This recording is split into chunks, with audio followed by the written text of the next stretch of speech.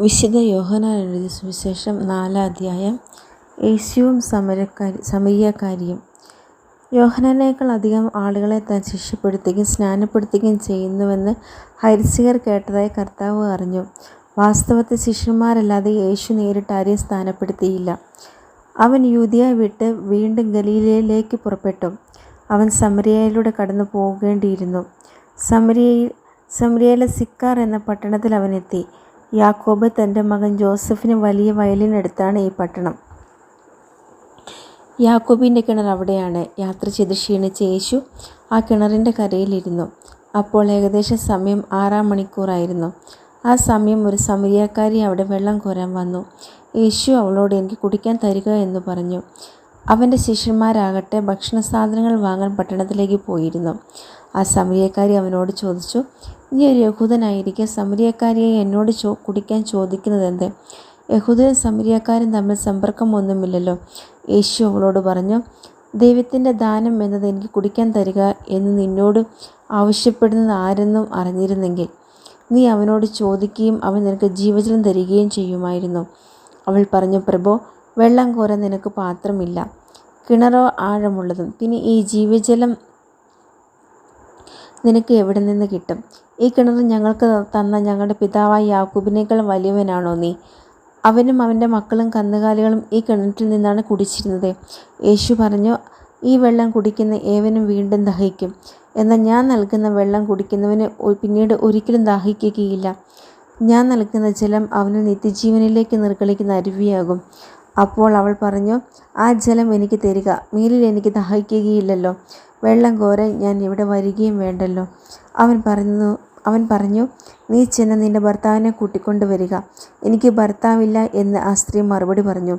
യേശു അവളോട് പറഞ്ഞു, എനിക്ക് ഭർത്താവില്ല എന്ന് പറയുന്നത് ശരിയാണ്. നിനക്ക് 5 ഭർത്താക്കന്മാരുണ്ടായിരുന്നു, ഇപ്പോഴുള്ളവൻ നിന്റെ ഭർത്താവല്ല. നീ പറഞ്ഞത് സത്യമാണ്. അവൾ പറഞ്ഞു, പ്രഭു, അങ്ങ് ഒരു പ്രവാചകനാണെന്ന് ഞാൻ മനസ്സിലാക്കുന്നു. ഞങ്ങളുടെ പിതാക്കന്മാർ ഈ മലയിൽ ആരാധന നടത്തി, എന്നാൽ യഥാർത്ഥമായ ആരാധനാ സ്ഥലം ജെറുസലേമിലാണ് എന്ന് നിങ്ങൾ പറയുന്നു. യേശു പറഞ്ഞു, സ്ത്രീയെ, എന്നെ വിശ്വസിക്കുക. ഈ മലയിലോ ജെറുസലേമിലോ നിങ്ങൾ പിതാവിനെ ആരാധിക്കാത്ത സമയം വരുന്നു. നിങ്ങൾ അറിയാത്തതിനെ ആരാധിക്കുന്നു, ഞങ്ങൾ അറിയുന്നതിനെ ആരാധിക്കുന്നു. എന്തെന്നാൽ രക്ഷ യഹൂദരിൽ നിന്നാണ്. എന്നാൽ യഥാർത്ഥ ആരാധകർ ആത്മാവിലും സത്യത്തിലും പിതാവിനെ ആരാധിക്കുന്ന സമയം വരുന്നു. അല്ല, അത് ഇപ്പോൾ തന്നെയാണ്. യഥാർത്ഥത്തിൽ അങ്ങനെയുള്ള ആരാധകനെ തന്നെയാണ് പിതാവ് അന്വേഷിക്കുന്നതും. ദൈവം ആത്മാവാണ്. അവിടുത്തെ ആരാധിക്കുന്നവർ ആത്മാവിലും സത്യത്തിലുമാണ് ആരാധിക്കേണ്ടത്. ആ സ്ത്രീ പറഞ്ഞു, മിശിഹ ക്രിസ്തു വരുമെന്ന് എനിക്ക് അറിയാം. അവൻ വരുമ്പോൾ എല്ലാ കാര്യങ്ങളും ഞങ്ങളെ അറിയിക്കും. യേശു അവളോട് പറഞ്ഞു, നിന്നോട് സംസാരിക്കുന്ന ഞാൻ തന്നെയാണ് അവൻ. അവൻ്റെ ശിഷ്യന്മാർ തിരിച്ചെത്തി. അവനൊരു സ്ത്രീയോട് സംസാരിക്കുന്നത് കണ്ട് അവർ അത്ഭുതപ്പെട്ടു. എന്നാൽ എന്ത് ചോദിക്കുന്നെന്നോ എന്തുകൊണ്ട് അവളോട് സംസാരിക്കുന്നെന്നോ ആരും അവനോട് ചോദിച്ചില്ല. ആ സ്ത്രീ ആകട്ടെ കൂടം അവിടെ വച്ചിട്ട് പട്ടണത്തിലേക്ക് പോയി ആളുകളോട് പറഞ്ഞു, ഞാൻ ചെയ്ത കാര്യങ്ങളെല്ലാം എന്നോട് പറഞ്ഞ ഒരു മനുഷ്യനെ നിങ്ങൾ വന്ന് കാണുവിൻ. ഇവൻ തന്നെയായിരിക്കുമോ ക്രിസ്തു? അവർ പട്ടണത്തിൽ നിന്ന് പുറപ്പെട്ട് അവൻ്റെ അടുത്ത് വന്നു. തത്സമയം ശിഷ്യന്മാർ അവനോട് അപേക്ഷിച്ചു, റബ്ബി, ഭക്ഷണം കഴിച്ചാലും. അവൻ പറഞ്ഞു, നിങ്ങൾ അറിയാത്ത ഭക്ഷണം എനിക്കുണ്ട്. ആരെങ്കിലും ഇവന് ഭക്ഷണം കൊണ്ടുവന്ന് കൊടുത്തിരിക്കുമോ എന്ന് ശിഷ്യന്മാർ പരസ്പരം പറഞ്ഞു. യേശു പറഞ്ഞു, എന്നെ അയച്ചവൻ്റെ ഇഷ്ടം പ്രവർത്തിക്കുകയോ അവൻ്റെ ജോലി പൂർത്തിയാക്കുകയുമാണ് എൻ്റെ ഭക്ഷണം. 4 മാസം കൂടി കഴിഞ്ഞാൽ വിളവെടുപ്പിനായി എന്ന് നിങ്ങൾ പറയുന്നില്ലേ? എന്നാൽ ഞാൻ പറയുന്നു, നിങ്ങൾ കണ്ണുകൾ ഉയർത്തി വയലുകളിലേക്ക് നോക്കുവിൻ. അവ ഇപ്പോൾ തന്നെ വിളഞ്ഞ കൊയ്ത്തിന് പാകമായിരിക്കുന്നു. കൊയ്യുന്നവന് കൂലി കിട്ടുകയും അവൻ നിത്യജീവിതത്തിലേക്ക് ഫലം ശേഖരിക്കുകയും ചെയ്യുന്നു.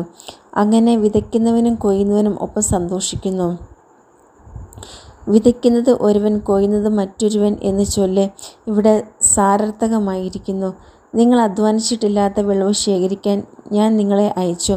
മറ്റുള്ളവരാണ് അധ്വാനിച്ചത്. അവിടെ അധ്വാനത്തിൻ്റെ ഫലത്തിലേക്ക് നിങ്ങൾ പ്രവേശിച്ചിരിക്കുന്നു. ഞാൻ ചെയ്തതെല്ലാം അവൻ എന്നോട് പറഞ്ഞു എന്ന ആ സ്ത്രീയുടെ സാക്ഷ്യം മൂലം പട്ടണത്തിലെ സമരിയക്കാരിൽ അനേകർ അവനിൽ വിശ്വസിച്ചു. ആ സമരിയക്കാർ അവൻ്റെ അടുത്ത് വന്ന് തങ്ങളോടൊത്ത് വസിക്കണമെന്നും അവനോട് അപേക്ഷിക്കുകയും അവൻ 2 ദിവസം അവിടെ താമസിക്കുകയും ചെയ്തു. അവൻ്റെ വചനം ശ്രമിച്ച മറ്റു പലരും അവനിൽ വിശ്വസിച്ചു.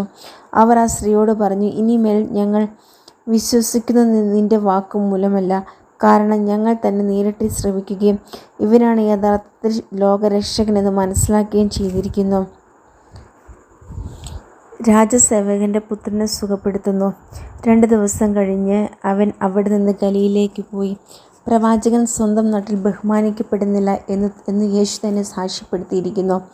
അവൻ ഗലീലയിൽ വന്നപ്പോൾ ഗലീലിയക്കാർ അവനെ സ്വാഗതം ചെയ്തു. എന്തെന്നാൽ തിരുനാളിൽ അവൻ ജെറുസലേമിൽ ചെയ്ത കാര്യങ്ങൾ അവർ കണ്ടിരുന്നു. അവരും തിരുനാളിന് പോയിട്ടുണ്ടായിരുന്നു. അവൻ വീണ്ടും ഗലീലയിലെ കാനായിലെത്തി. അവിടെ വച്ചാണ് അവൻ വെള്ളം വീഞ്ഞാക്കിയത്.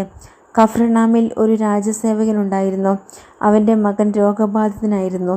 യേശു യൂദയായിൽ നിന്ന് ഗലീലയിലേക്ക് വന്നെന്ന് കേട്ടപ്പോൾ അവൻ ചെന്ന് തൻ്റെ ആസന്നമരണനായ മകനെ വന്ന് സുഖപ്പെടുത്തണമെന്ന് അവനോട് അപേക്ഷിച്ചു.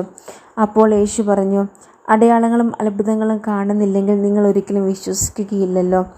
അപ്പോൾ ആ രാജസേവകൻ അവനോട് അപേക്ഷിച്ചു, കർത്താവേ, എൻ്റെ മകൻ മരിക്കും മുമ്പ് വരണമേ. യേശു പറഞ്ഞു, പോയിക്കൊള്ളുക, നിൻ്റെ മകൻ ജീവിക്കും. യേശു പറഞ്ഞ വചനം വിശ്വസിച്ച് അവൻ പോയി. പോകും വഴി മകൻ സുഖം പ്രാപിച്ചിരിക്കുന്നു എന്ന വാർത്തയുമായി ഭൃത്യന്മാർ എതിരെ വന്നു. ഏത് സമയത്താണ് അവൻ്റെ സ്ഥിതി മെച്ചപ്പെട്ടത് എന്ന് അവൻ അന്വേഷിച്ചു. ഇന്നലെ 7-ാം മണിക്കൂർ പനി വിട്ടുമാറി എന്ന് അവർ പറഞ്ഞു. നിന്റെ മകൻ ജീവിക്കും എന്ന് യേശു പറഞ്ഞത് ആ മണിക്കൂറിൽ തന്നെയാണെന്ന് ആ പിതാവ് മനസ്സിലാക്കി. അവനും കുടുംബവും മുഴുവൻ വിശ്വസിച്ചു. ഇത് യൂദയായിൽ നിന്ന് ഗലീലയിലേക്ക് വന്നപ്പോൾ യേശു പ്രവർത്തിച്ച രണ്ടാം